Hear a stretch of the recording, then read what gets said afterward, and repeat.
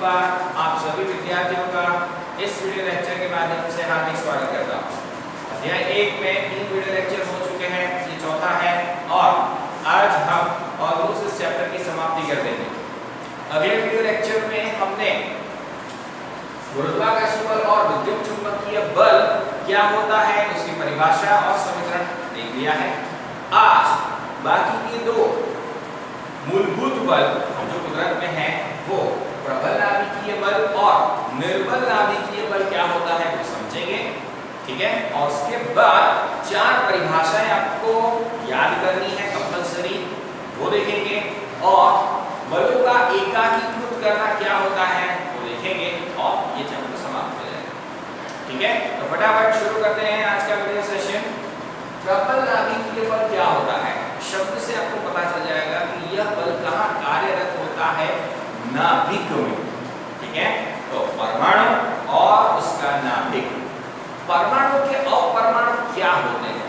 तो अपरमाणु का अर्थ होता है जिन कणों से या जिन चीजों से परमाणु बना हुआ होता है वह उसके अपरमाणु कहे जाते हैं। तो परमाणु किससे बना होता है? प्रोटॉन, न्यूट्रॉन और इलेक्ट्रॉन से बना हुआ होता है, ठीक है। तो प्रोटॉन, न्यूट्रॉन और इलेक्ट्रॉन को परमाणु के अपरमाणु कहा जाता है। अब प्रोटॉन और न्यूट्रॉन किससे बने हुए होते हैं वो हम 12th में देखेंगे, ठीक है। और नाभिक के अंदर कुल मिलाकर 100 से भी ज्यादा अपरमाणु पाए गए हैं, पर फिलहाल हमें प्रबल नाभिकीय बल देखना है। तो उसके पहले आपको ये पता होना चाहिए कि दो प्रोटॉन के बीच में कौन सा बल लगता है, ठीक है। यानी कि दोनों धनावेशित माने जाते हैं और दो प्रोटॉन में आपस में एक दूसरे के नजदीक रखता हूं तो कौन सा बल लगता है? उत्तर है अपकर्षी बल। उसी प्रकार अगर मैं दो न्यूट्रॉन रखूं आपस में तो कौन सा बल लगता है? उत्तर है कोई बल नहीं लगेगा। क्यों? दोनों आवेशित नहीं होते, ठीक है। उसी प्रकार दो इलेक्ट्रॉन में एक दूसरे के नजदीक रखता हूं तो अपकर्षी बल, और एक प्रोटॉन और एक इलेक्ट्रॉन के बीच में हमेशा आकर्षी बल लगता है। अब हम नाभिक की बात कर रहे हैं तो उसमें इलेक्ट्रॉन की बात करना बेकार है क्योंकि नाभिक के अंदर केवल प्रोटॉन और न्यूट्रॉन ही होते हैं। बहुत साफ है कि न्यूट्रॉन के बीच में कोई बल लगने वाला नहीं है, बट प्रोटॉन और प्रोटॉन के बीच में अपकर्षी बल लगेगा। अगर ये सत्य है तो नाभिक के अंदर दो प्रोटॉन एक दूसरे के आसपास नहीं बैठ सकते, ठीक है। यानी कि hydrogen, helium, lithium, beryllium, boron, carbon, nitrogen और जैसे जैसे मैं आगे चलता जाऊंगा तो परमाणु क्रम बढ़ने के साथ साथ उसके नाभिक में प्रोटॉन की संख्या भी बढ़ती जाएगी, ठीक है। ये बेसिक केमिस्ट्री है या बेसिक फिजिक्स, आप जो न्यूक्लियर साइंस का कहा जाता है वो आपको पता होना चाहिए, ठीक है। यानी कि जितना बड़ा परमाणु का नंबर होगा, जैसे मैं 92 बोलूं, बराबर, तो 92 क्या होता है? तो यूरेनियम होता है, ठीक है। तो उसके नाभिक में 92 प्रोटॉन है, बराबर। तो कुल मिलाकर उससे ज्यादा न्यूट्रॉन भी होते हैं, बराबर। तो इतने सारे कणों को एक छोटे से जो दिखता भी नहीं है ऐसे विस्तार में उनको बांध देना वो आम बल की बात नहीं है, पहली बात, ठीक है। अब देखिए, जैसे मैं इन दोनों को नॉर्मल कंडीशन में इस दो चौक को रखता हूं और उनको दबा के रखता हूं, ठीक है।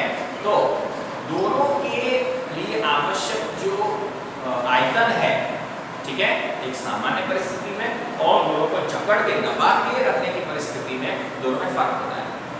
तो अब यहाँ पे क्या साफ हो गया कि प्रोटॉन के मध्य जो अपकर्षी बल लगता है उससे भी ज्यादा ताकतवर बल कोई है जो इतने सारे प्रोटॉन को एक साथ नाभिक के अंदर बिठाए रखता है।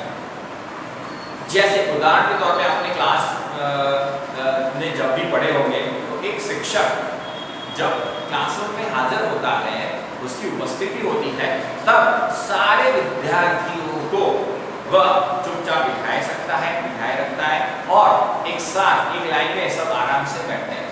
टीचर जैसे ही चला जाता है तो बहुत साफ बात है, आपने भी ये हरकत की होगी, अपनी जगह से उनके दूसरी जगह पे आ गए होंगे, अपने बातें शुरू करनी होगी, बहुत सारा हल्ला गुल्ला हो जाता है, पर टीचर के आते ही वह सब शांत हो जाता है। यानी कि टीचर द्वारा एक अनदेखा बल लगता है सब पर, जिसके कारण सब चुपचाप बैठते हैं और आपस में एकदम डिसिप्लिन के साथ बैठते हैं। ठीक है, तो यह बल आपको स्वीकृत करना पड़ेगा, यानी शिक्षक आके आपके बल नहीं लगाता है, उसकी उपस्थिति ही पर्याप्त है। उसी प्रकार यहाँ पे नाभिक के अंदर प्रबल नाभिकीय बल की उपस्थिति आपको स्वीकृत करनी पड़ेगी, और इसी बल के कारण दो प्रोटॉन जिनके मध्य अपकर्षी बल लगता है, ढेर सारे प्रोटॉन, ढेर सारा प्रतिकर्षी बल, फिर भी वह सब एक दूसरे से अलग नहीं होते हैं। ओके, अलग तो नहीं होते हैं, उपरांत वो सारे के सारे एक दूसरे के साथ चिपक के रहते हैं, एक दूसरे के बीच में जगह रखेंगे, ऐसे डिस्टेंस के साथ रखते जाएंगे तो बहुत सारी जगह चाहिए उनको बिठाने के लिए, पर नाभिक का विस्तार बहुत ही छोटा है, 10 की -15 था, उसी के अंदर सारे प्रोटॉन सारे न्यूट्रॉन आ जाते हैं। ठीक है, और स्थिर तत्व तक की बात करो तो 91 तक सारे तत्व स्थिर है, 92 यानी यूरेनियम के बाद सारे अस्थिर होते हैं, यानी कि उनके नाभिक से अल्फा बीटा या गामा जैसे विकिरण के आने की या निकलने की प्रक्रिया शुरू हो जाती है, और इस प्रक्रम को रेडियो एक्टिविटी कहा जाता है।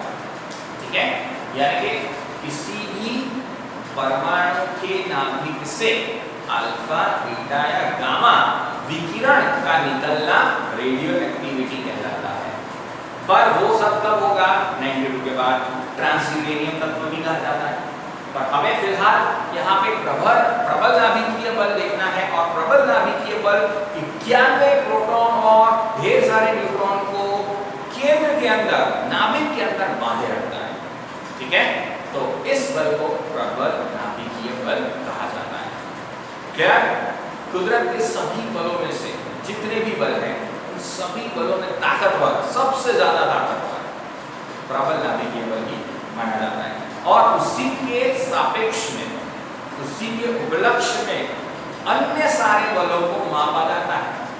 ठीक है, यानी कि प्रबल नाभिकीय बल को एक माना जाए तो उसके सामने सारे बल कितने होंगे, उसकी तुलना जो करनी है हम इसी के सापेक्ष में, यानी प्रबल नाभिकीय बल के सापेक्ष में ही करते हैं।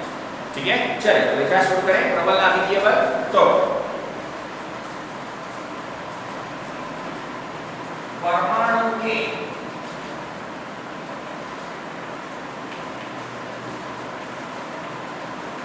नाभिक में क्या होते हैं? प्रोटॉन धनावेशित तथा न्यूट्रॉन आवेशहीन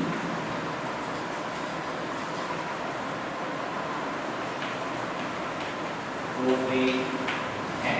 ठीक है,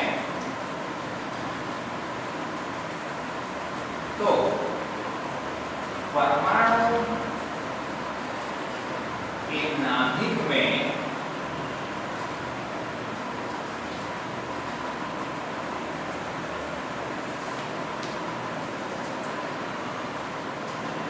प्रोटॉन न्यूट्रॉन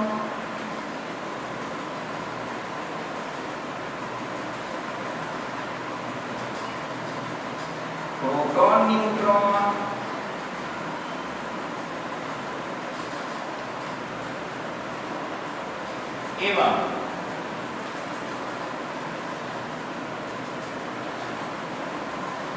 न्यूट्रॉन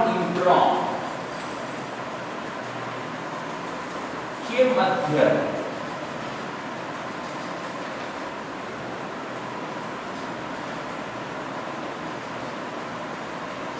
आकर्षी बल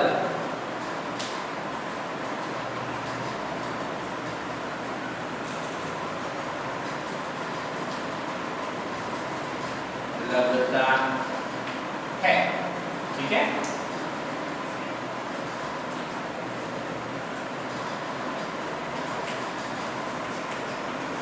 सामान्य परिस्थिति में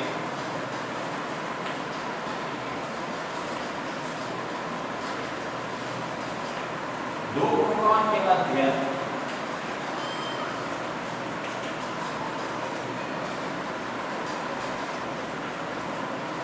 कौन सा बल लगेगा? अपकर्षी बल लगता है। ठीक है, सामान्य परिस्थिति में दो प्रोटॉन के मध्य कौन सा बल लगता है? अपकर्षी बल लगता है। और न्यूट्रॉन के मध्य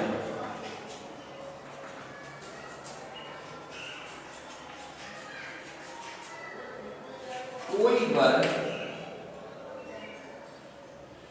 दो लिख देता हूं यहां पे, दो न्यूट्रॉन के मध्य कोई बल नहीं लगता है।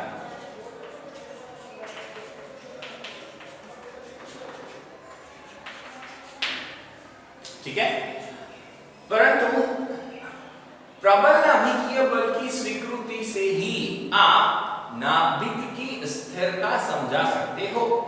ठीक है, यानी कि परंतु प्रबल नाभिकीय बल के कारण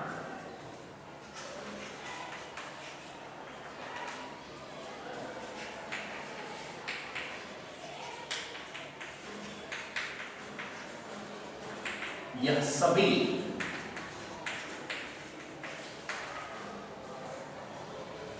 अपरमाणु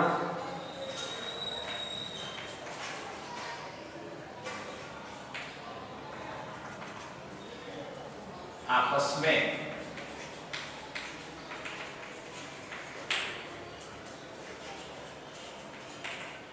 जुड़े रहते हैं। ठीक है, और इसी के कारण या इस बल की स्वीकृति के कारण ही आप नाभिक की स्थिरता समझा सकते हो। और इस बल की स्वीकृति या उपस्थिति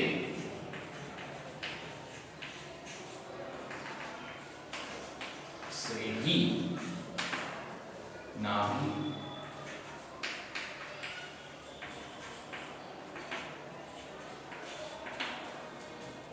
स्थिरता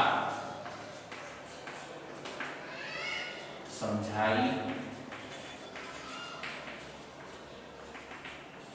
जा सकती है।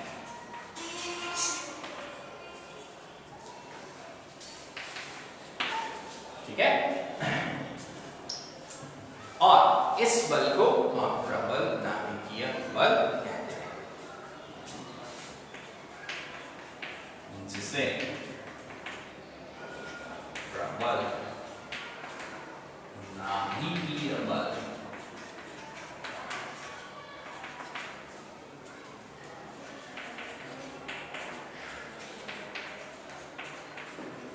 कहा जाता है। ठीक है, यह बल तुरंत में सबसे प्रबल है। यह बल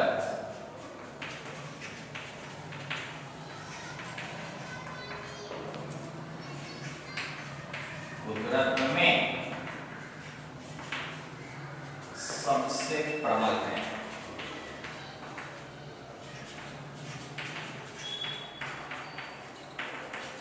या प्रबल माना जाता है, जिसकी सापेक्षता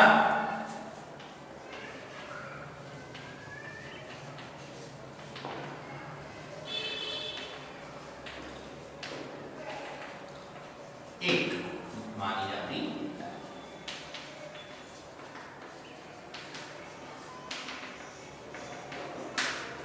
ठीक है, और अन्य सारे बल इसी के उपलक्ष्य में या इसी सापेक्षता से मापे जाते हैं। क्या? तो ये हो गया हमारा प्रबल नाभिकीय बल।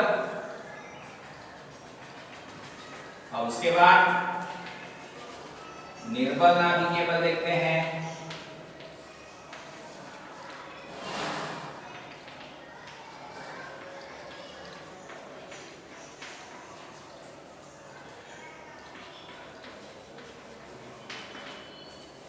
ठीक, चलिए तो निर्बल नाभिकीय बल कैसे समझा सकते हो?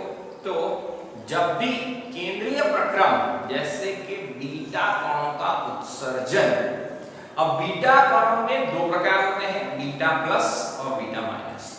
तो बीटा प्लस के साथ पॉजिट्रॉन और आवेशहीन न्यूट्रिनो, और बीटा माइनस यानी कि इलेक्ट्रॉन उसके साथ एंटी न्यूट्रिनो जो आवेशहीन है, ऐसे कणों का उत्सर्जन होता है। यानी कि आवेशित कणों का बाहर निकलना, चलो मान लेते हैं कि नाभिक को धनावेशित माना जाता है तो उसके अंदर से निकल रहे हैं या अपकर्षी बल के कारण निकल रहे हैं, परंतु आवेशहीन यानी कि जिसका कोई आवेश नहीं होता है, जैसे कि न्यूट्रॉन, ठीक है, वैसे ही अन्य कण जैसे कि न्यूट्रिनो और एंटी न्यूट्रिनो, ऐसे कण क्यों बाहर आ रहे हैं? तो अब वहां पे आपको दूसरे एक बल की कल्पना करनी होगी और जिसे निर्बल नाभिकीय बल कहा जाता है। ठीक है, तो कोई भी चीज बिना बल के अपने आप गति नहीं करती है, वह बहुत सामान्य है। ठीक है, चाहे आकर्षी या अपकर्षी कोई ना कोई बल लगना चाहिए तो, और तो ही गति होगी। अब वहां से नाभिक से बाहर निकल रहे हैं कण, उसका मतलब अंदर कोई बल लग रहा है और उसे कोई फेंक रहा है। आवेशहीन है यानी कि धन आवेश और ऋण आवेश से उसका कोई लेना देना नहीं है, तो फिर भी बाहर आ रहा है, उसका मतलब और कोई बल लग रहा है। यानी आपको धनावेश और ऋणावेश के मध्य जो विद्युत चुंबकीय बल लगता है, उससे भी आप यह प्रक्रम को समझा नहीं सकते। तो आपको क्या करना पड़ेगा, और एक बल की स्वीकृति देनी होगी जो नाभिक के इर्द गिर्द ही होता है। तो नाभिक के अंदर एग्जैक्टली 10⁻15 घात के विस्तार में प्रबल नाभिकीय बल, और उससे हल्का सा बाहर निर्बल नाभिकीय बल माना जाता है। ठीक है, और उसका भी विस्तार वही माना जाता है 10⁻15 से 10⁻16 घात, और उसी विस्तार में यानी न्यूक्लियस के विस्तार में ही क्या लगता है, निर्बल नाभिकीय बल लगता है, और उसी के कारण इस प्रकार के प्रक्रम होते हैं। ठीक है, चलो तो देखते हैं।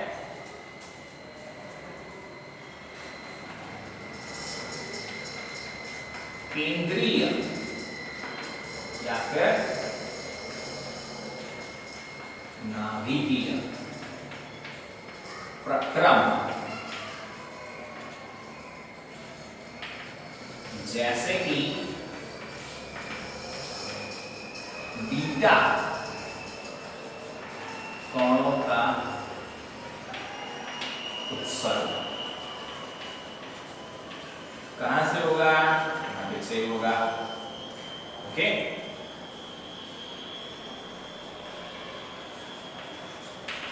इन बीटा कणों के साथ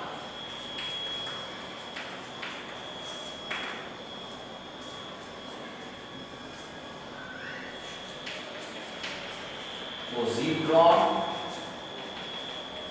एवं इलेक्ट्रॉन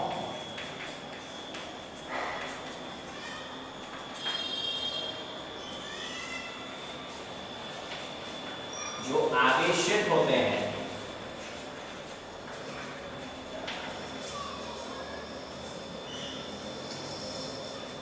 और आवेशहीन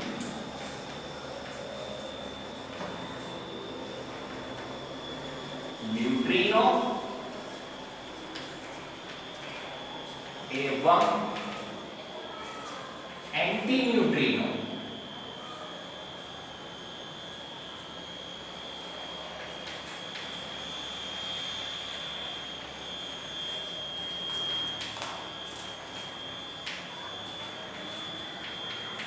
का भी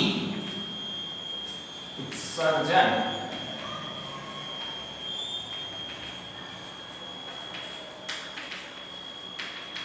होता है। ठीक है, यानी न्यूट्रिनो एंटी न्यूट्रिनो आ रहे हैं तो क्यों आ रहे हैं भाई, तो उसके साथ आपको और एक बल की कल्पना करनी होगी। ठीक है,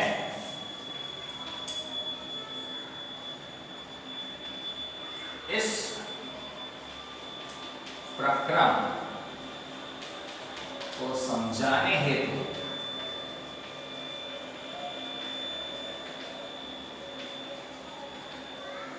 हम एक और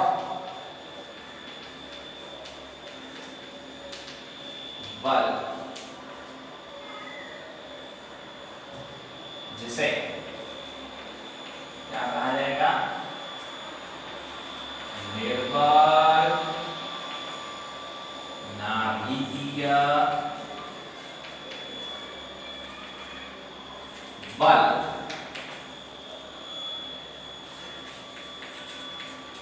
कहा जाता है।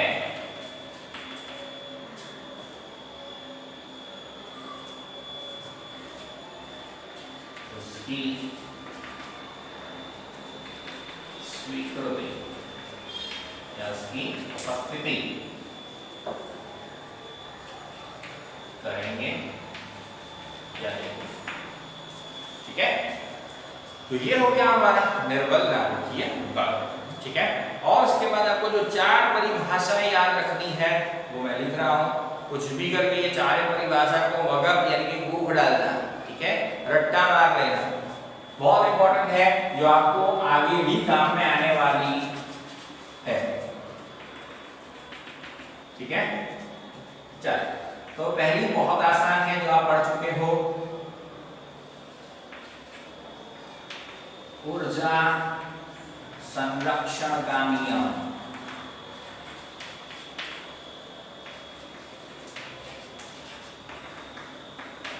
चलिए, ऊर्जा संरक्षण का नियम आप 9वीं 10वीं कक्षा में पढ़ चुके हो। क्या होता है, ऊर्जा का सर्जन या विनाश संभव नहीं है।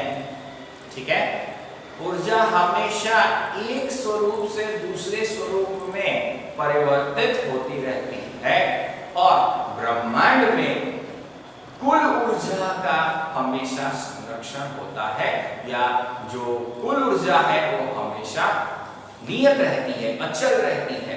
ठीक है, इस विधान को ऊर्जा संरक्षण का नियम कहते हैं। फिर से मैं रिपीट करता हूं, ऊर्जा संरक्षण का नियम क्या है, तो ऊर्जा का सर्जन या विनाश संभव नहीं है।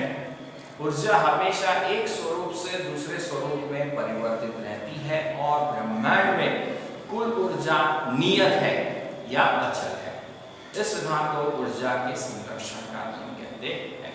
ठीक है, अब वो यहाँ पे मैंने नहीं लिखा, आपको खुद लिखना है। आप पढ़ चुके हो, मैं 2 बार बता चुका हूँ। ठीक है, और आगे बढ़ते हैं। दूसरा, कोणीय और रेखीय संवेग का नियम।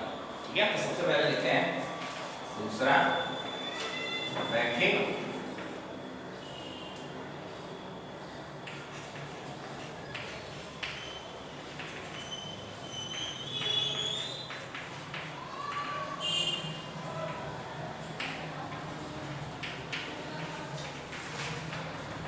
संरक्षण का। चलिए, तो पहले संवेग क्या होता है, तो संवेग को P से प्रदर्शित करते हैं। P बराबर m इंटू v, यानी कि पदार्थ के द्रव्यमान तथा उसके वेग के गुणनफल को हम संवेग कहते हैं। ठीक है, तो अब संवेग का संरक्षण हमेशा होता है ब्रह्मांड में। तो किस प्रकार परिभाषा लिखते हैं, यदि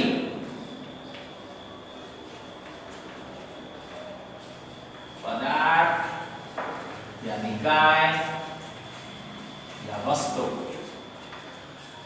पर बाह्य बल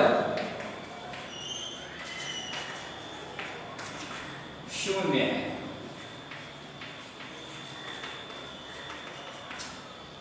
ठीक है, यानी कि F बराबर 0, टोटल बल, कुल बल जो है वो क्या है, 0 है, तो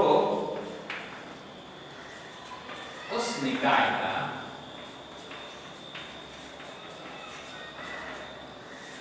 रेखीय संवेग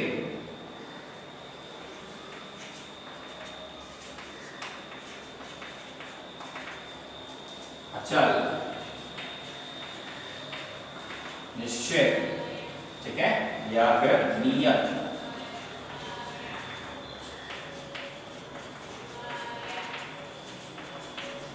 रहता है।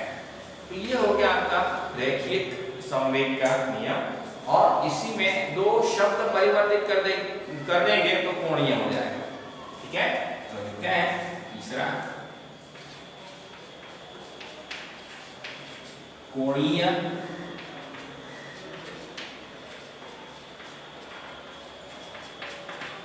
संवेग का नियम। ठीक है, तो यदि पदार्थ या निकाय पर बाह्य बल की जगह हम क्या कर देंगे, टाल, क्या कहेंगे, टाल। इसे किस तरीके से उल्टा जे दर्शाते हैं, क्या है, शून्य है, तो पदार्थ का या उसका क्या कोणीय संवेग क्या रहेगा, नियत, यानी कि चल रहता है। ठीक है, इस प्रकार लिखना है। फिर से मैं रिपीट करता हूं, यदि पदार्थ या निकाय पर बाह्य बल की जगह क्या लिखेंगे, टाल, क्या रहता है, शून्य रहता है, तो टाउ बराबर शून्य लिखेंगे, यहाँ पे टाउ ऐसे लिखेंगे। ठीक है, टाउ बराबर शून्य, तो उस निकाय का रेखीय संवेग की जगह क्या लिखेंगे, कोणीय संवेग क्या रहता है, नियत रहता है। इस सिद्धांत को कोणीय संवेग का नियम कहते हैं। ठीक है, और अंतिम चौथा,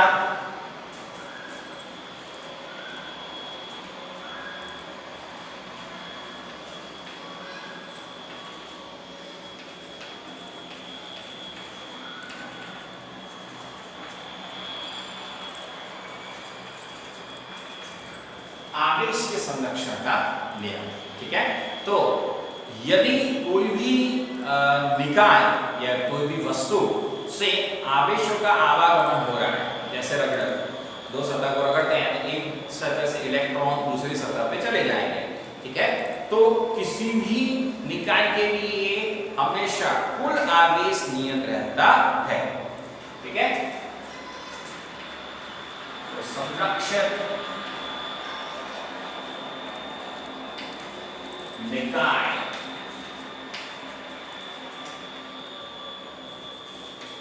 के लिए कुल आवेश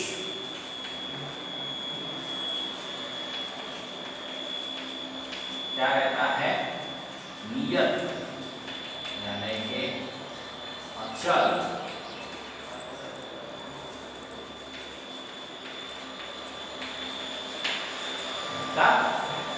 तो ये चार नियम हमने पढ़ लिए, फिर से रिपीट करता हूं, ये चार को अच्छे से याद कर लेगा। ओके, और यहाँ इसी के साथ हमारा चैप्टर 1 फिनिश हो रहा है। एकाकीकरण जो है, बराबर, तो वो आप खुद पढ़ लेना, समझ में आ जाएगा। मैं आपको वर्बली बता देता हूँ। ठीक है, तो सबसे पहले न्यूटन ने अपने सारे नियमों को इकट्ठा करके, यानी एकाकीकृत करके गुरुत्वाकर्षण का सार्वत्रिक नियम दिया। तो पहला,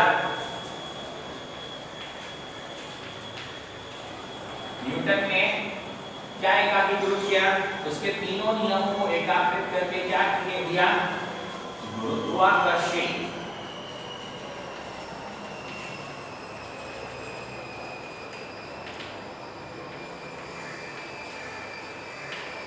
नियम। ठीक है, मैक्सवेल ने ऐसा कहा कि प्रकाश का किरण विद्युत चुंबकीय विकिरण है, और ऐसा कहते ही दो अलग अलग भौतिक विज्ञान की ब्रांच इकट्ठा हो गई। कौन कौन सी, प्रकाशिकी यानी ऑप्टिक्स और विद्युत चुंबकीय यानी इलेक्ट्रोमैग्नेटिक्स। ठीक है, दोनों इकट्ठा हो गई। तो मैक्सवेल ने क्या कहा,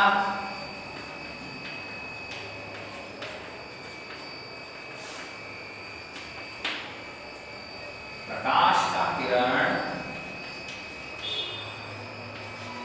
विद्युत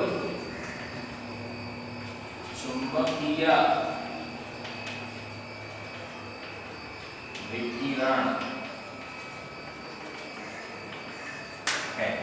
ओके, इससे क्या इकट्ठा हो गया, तो प्रकाश की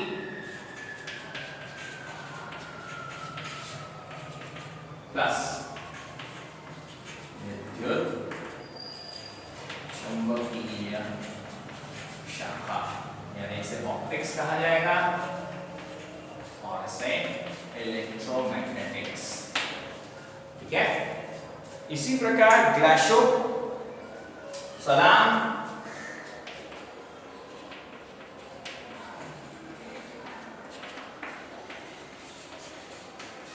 और वीनबर्ग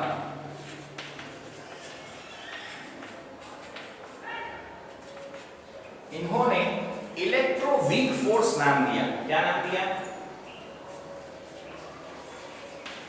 इलेक्ट्रोवीक फोर्स। ये किसका संयोजन है? ठीक है, तो ये वीक निर्बल नाभिकीय बल तथा प्लस विद्युत चुंबकीय बल। ठीक है, तो विद्युत चुंबकीय से इलेक्ट्रो और निर्बल से वीक शब्द लेकर इलेक्ट्रोवीक फोर्स ऐसा नाम दिया गया। किसने नाम दिया? ये तीनों साइंटिस्ट का नाम याद रहना चाहिए, ग्लासो, सलाम और वीनबर्ग ने निर्बल नाभिकीय बल और विद्युत चुंबकीय बल इलेक्ट्रोवीक फोर्स के ही दो प्रकार हैं ऐसा कहकर प्रदर्शित किया और इन दोनों अलग अलग बलों को क्या कर दिया? एकीकृत कर दिया। अंत में आइंस्टाइन हर जगह सफल रहा, केवल एक ही जगह पे उसका निष्फलता का नाम है। आइंस्टाइन ने प्रयत्न किया कि गुरुत्वाकर्षण बल और विद्युत चुंबकीय बल को इकट्ठा कर दे, दोनों को एकीकृत कर दे। ठीक है, परंतु वह इस मामले में निष्फल रहा। आइंस्टाइन ने कौन कौन सी शाखा को एकीकृत करने का प्रयत्न किया? तो वह है गुरुत्वाकर्षण बल,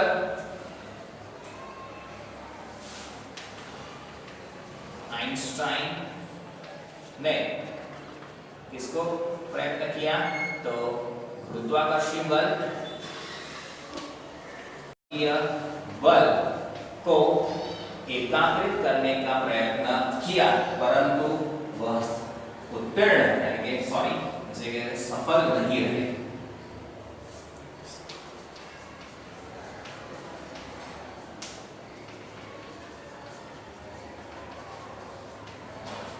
ठीक है, उनको सफलता नहीं मिली। तो मैंने एकीकृतकरण भी आपको समझा दिया। इस प्रकार अलग अलग वैज्ञानिकों ने कुदरत के अंदर जितने मूलभूत बल हैं उनको एकीकृत करके एक बल, सामान्य बल से क्या समझाया जा सकता है, वह भी आज के वैज्ञानिकों का सबसे बड़ा सवाल है कि क्या इन चारों बलों को हम एकीकृत करके केवल एक बल से समझा सकते हैं। उसी के पीछे प्रयत्न लगातार वैज्ञानिकों का चालू है और अगर आपको इंटरेस्ट है तो आप स्ट्रिंग थियरी पढ़िए। ठीक है, ढेर सारी YouTube पे वीडियो भी मिल जाएगी और उसी के आधार पर, ये लेटेस्ट थियरी है, स्ट्रिंग थियरी के आधार पर आप सारे बलों को समझा सकते हो। ठीक है, तो आशा करता हूँ पूरा वीडियो आपको समझ में आ गया होगा, अच्छा भी लगा होगा। Take care, bye bye.